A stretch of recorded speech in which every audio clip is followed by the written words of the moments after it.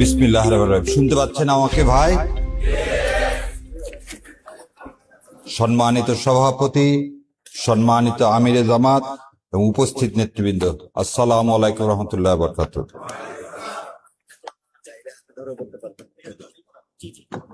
বাংলা একটা কথা আছে, চোর না শুনে ধর্মের কথা, তাই না?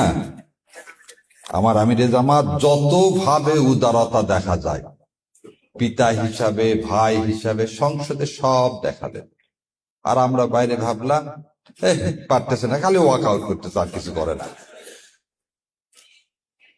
তো এই জন্যই প্রথমে বলে নিলাম, চোর না শুনে ধর্মের কথা, কথা হবে রাজপথে, ওখানে না। এবার দ্বিতীয় কথাটা শুনি। জামাত ইসলাম যেটা 12 বছর আগে বোঝে, সারা বাংলাদেশের মানুষ বোঝে সেটা 12 বছর পর। 1984 সালে অধ্যাপক গোলাম আযম সাহেব এই তত্ত্বাবধায়ক ব্যবস্থার কথা বলছিলেন এবং বলেছিলেন কোন সরকারের আন্ডারে যদি নির্বাচন করা হয়, সেই নির্বাচন কোনোদিন ফেয়ার হতে পারে না। সেই জন্য নির্দলীয় তত্ত্বাবধায়ক ব্যবস্থা বাস্তবায়ন করতে হবে। এই বিএনপি 91 সালে বলছিল তত্ত্বাবধায়ক ব্যবস্থা খায় না মাখে, এবং 91 থেকে 95 সাল পর্যন্ত তারা এই তত্ত্বাবধায়ক বিল সংসদে তোলেনি। যখন আবার মায়ের লাগালেন, বলে না দুষ্টের দমন, তো দুষ্ট যে তাকে তো দমন করতে হয়, সেই জন্য যখন আন্দোলন করা হলো তখন রাতের আধারে তারা তখন তত্ত্বাবধায়ক সরকার ব্যবস্থা ওই বিল এনে বাস্তবায়ন করে ভোটে হেরে গেলেন। তার মানে বিএনপির ইতিহাস হচ্ছে, বিএনপিকে ছোট বাচ্চার মতো শাসন না করলে, আদর দিলেও বানরের মতো মাথায় উঠে যাচ্ছে, ও কথা শুনতে চায়। একটা অনুষ্ঠানে দেখলাম আমার ভাই শিশির মনির এবং আমার আর এক ব্যারিস্টার ভাই, তারা স্বরাষ্ট্রমন্ত্রী ও আইনমন্ত্রীকে প্রশ্ন করছে যে চলেন সংসদের যে কোনো জায়গায় ডিবেট করেন। আজকে আমি ডিবেট না, আজকে আপনাদের মাধ্যমে সারা দেশের কাছে প্রশ্ন রেখে যাচ্ছি। যদি এই প্রশ্নের উত্তরগুলো দেয়, জুলাই সনদ বাস্তবায়ন করার দরকার নাই। আর যদি প্রশ্নের উত্তর দিতে না পারেন, কালকে সংসদ থেকে জুলাই বাস্তবায়ন করবেন। চলেন 1 নম্বর বলি।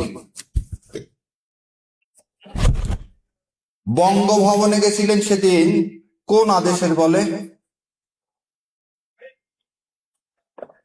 এই সংবিধানের কোথায় আছে সেনাপ্রধান ডাকলে আপনাকে বঙ্গভবনে যেতে হবে? নাই তো। আচ্ছা, সেদিন 5 তারিখ সন্ধ্যাবেলা কোন আদেশের বলে বেগম খালেদা জিয়াকে আপনারা মুক্তি নিলেন? আপনার আইনমন্ত্রী বললেন কি, যে আদেশ হয়নি 74 সালের পর। তাহলে এই যে বললো মিথ্যা, মিথ্যা না, এই অসত্য দিয়ে জাতিকে ঘুম পাড়ায় রাখা যাবে না। তার চেয়ে বিভৎস, এখানে মাহমুদুর রহমান ভাই আছেন, উনি বিদেশ থেকে এসে, উনি যেহেতু ফিজিউটিভ, উনি জেলে গেছেন, তারপর আপিল করছেন, জামিন নিছেন, বেরো এসছেন। ডক্টর জোবেদা এবং ডক্টর তারেক বলবো না প্রধানমন্ত্রী তারেক বলবো? আচ্ছা, প্রধানমন্ত্রী তারেক বলবো। প্রধানমন্ত্রী তারেক রহমান কোন দিন জেলে গেলেন? ওনারা তো ফিজিউটিভ। তাহলে ওনারাও আদেশের মাধ্যমে রাতের আধারে, সেই সময়ের আইন উপদেষ্টা এবং আজকে যে আইনমন্ত্রী অ্যাটর্নি জেনারেল, এনারা একটা আদেশ বানালেন। কি আদেশ? যে ফিরে এসে জেলে না ঢুকেও আপিল করা যাবে। ও, তাহলে নিজের বেলায় বৈধ, অন্যের বেলায় সেটা অবৈধ। তাহলে বলেন, এই আদেশটা আপনি কি 74 সালে দিছিলেন না 2024 সালে দিলেন? আচ্ছা, এবার আসেন, আপনি অ্যাটর্নি জেনারেল অ্যাপয়েন্টমেন্ট হলেন 7 তারিখে, ওই দিন তো কোনো সরকার নাই। কোন আদেশ বলে আপনি অ্যাপয়েন্টমেন্ট হলেন?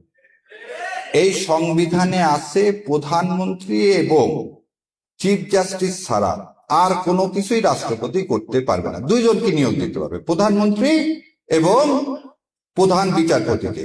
এই 2 জন ছাড়া আর কাউকে আপনি নিয়োগ দিতে পারেন না। তাহলে আপনি অ্যাটর্নি জেনারেল, মানে আজকের আইনমন্ত্রী, সেদিন তো কোনো সরকারও নাই 7 তারিখে, আপনাকে কে নিয়োগ দিল? তাহলে আপনার নিয়োগ অবৈধ, আপনার নিয়োগ অবৈধ। এই রায়টার নাম হচ্ছে মুন সিনেমা হল রায়। এটা বলা হয় 5th অ্যামেন্ডমেন্ট কেস। এই 5th অ্যামেন্ডমেন্ট কেসে বলছে কনস্টিটিউশনের বাইরে যে কোনো সরকার অবৈধ। আপনি তো কনস্টিটিউশন করতেছেন, এই জাজমেন্ট এখনো বহাল আছে মানে এইটা এখনো অ্যাপিলেট ডিভিশন বাতিল করেনি। তাহলে ইউনূস সরকার অবৈধ, আপনার ভোট অবৈধ, আপনার এই সরকার অবৈধ। একদিকে তো যেতে হবে না, হয় সংবিধান মানবো না হলে মানবো না।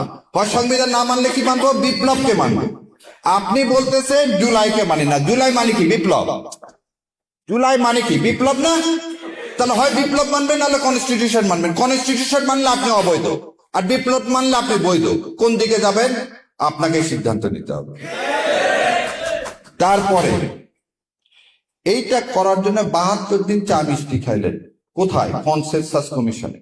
সেদিন সালাউদ্দিন সাহেব আপনার মুখে কি গোমায় লাগানো ছিল? গোমায় বোঝেন?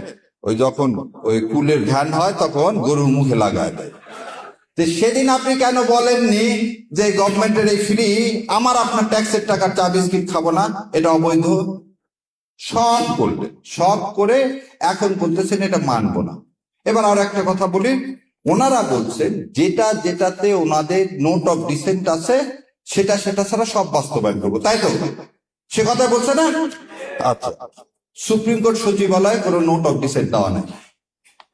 সুপ্রিম কোর্ট যে সচিবালয়, সমস্ত দল এক হয়েছে এই সচিবালয় বাস্তবায়ন করতে হবে, ওনারা সেটাও করেন।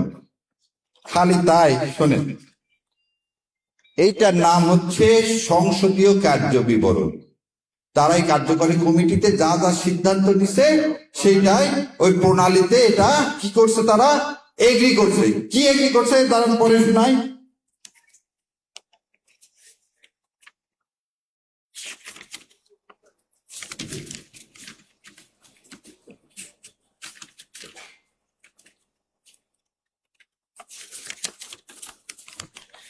এইটার পৃষ্ঠা নম্বর 3, 10 বিতে বলছে এই যে সংসদ চলে গেল, এই সংসদে তারা 15টি অধ্যাদেশ সংশোধিত আকারে সংশ্লিষ্ট মন্ত্রণালয়ের মাধ্যমে সংসদে বিল উত্থাপনের জন্য সুপারিশ করবে।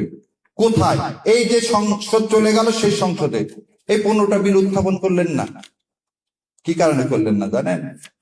এইটা উত্থাপন করলে এস আলমকে আর ব্যাংকগুলো দেওয়া যেত না। তাহলে আপনি আপনার কার্যপ্রণালী মানতেছেন না, আপনি জুলাই সনদ মানতেছেন না, আপনি গণভোট মানতেছেন না। তাহলে আপনি মানবেনটা কি? সবার আগে বিএনপি, সবার আগে বাংলাদেশ না, সবার আগে বিএনপি।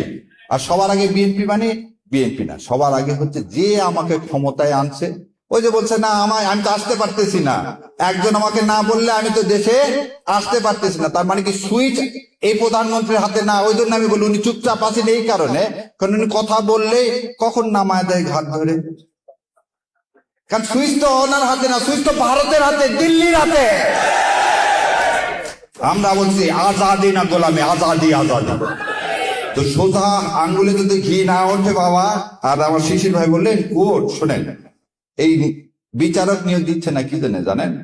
এরাই হচ্ছে বিচার ব্যবস্থায় আবার একটু আগে বললাম না যে তারেক রহমান আর জোবেদা রহমানের যে মামলা রায় দিচ্ছেন, খালাস দিচ্ছেন, ওই জাজ সাহেব আগে রায় দিছিলেন কি, শিশির ভাই সাক্ষী আছে, যে বাংলাদেশে তারেক রহমানের কোনো ভাষণ প্রচার করা যাবে না।